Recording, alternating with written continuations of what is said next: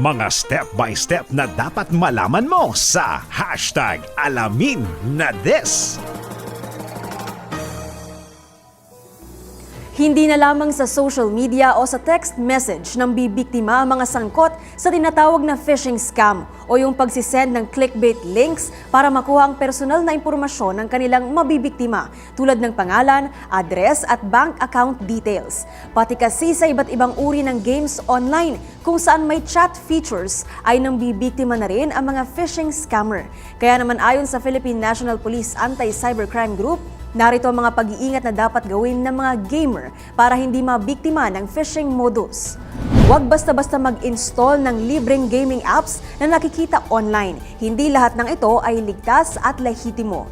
Iwasang mag-click ng mga link, gayon din ang pagre-register sa mga hindi pamilyar na website kahit pag galing ang mga ito sa mga kilalang downloadable app. Tandaan na ang mga app na ito ay may kasamang malware o virus na kayang makuha ang mga personal mong impormasyon. I-check din ang reviews ng isang gaming app bago ito'y download. Huwag magbibigay ng permission sa app na ma-access ang mga data na nakasave sa iyong gadget o device. Huwag din kalimutang mag-download ng mga malware at virus protection apps. At i-verify ang website kung saan kayo nagla-login para sa inyong e-wallet.